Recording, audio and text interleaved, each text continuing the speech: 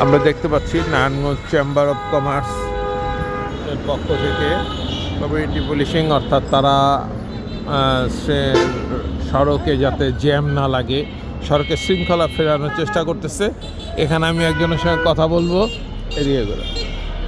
আচ্ছা, আপনারা chamber of কমার্সে কতজন ডিউটি করতেছেন জানেন? পুরো এলাকা সিটিভিতে মিলে 100 জন আছে। 100 জন। আচ্ছা, এই ডিউটিটা কতক্ষণ থেকে কতক্ষণ হয়?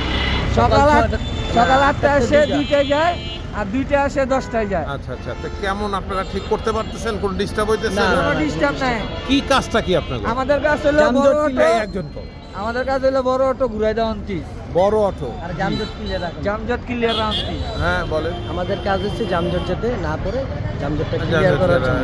বিশেষ করে বড় বড় অটোগুলো শহরের ভিতরে যাতে না ঢুকতে না, না পারে, শহরে ঢুকতে না পারে এই জন্য এখান থেকে ঘুরাই দেয়। আর মিশুক ছেড়ে দিতেছেন? হ্যাঁ, বড় অটো লাইসেন্স আছে। মিশুক, বড় অটো ভিতরে যাওয়া প্রবেশ করা নিষেধ। আচ্ছা হ্যাঁ, আর মিশুক, হলো আপনার মিশুকগুলা যেগুলো প্লেট আছে ওগুলা প্রবেশ করা নিষেধ, যেগুলো প্লেট আছে ওগুলা প্রবেশ করবে। আচ্ছা ধন্যবাদ ওদেরকে ধন্যবাদ। কোনো বাধা দিতে পারবে না, এবং কোনো আপনার পরিষেবায় নিয়ে যাব কয়া ধরে নিয়ে গেলাম ওটাও হবে না।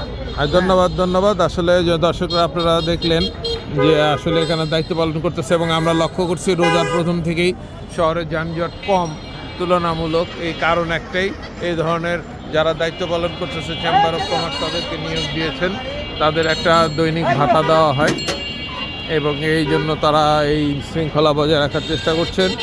তো ধন্যবাদ, দেখা হবে আবার কখনো কোনো ভিডিওতে।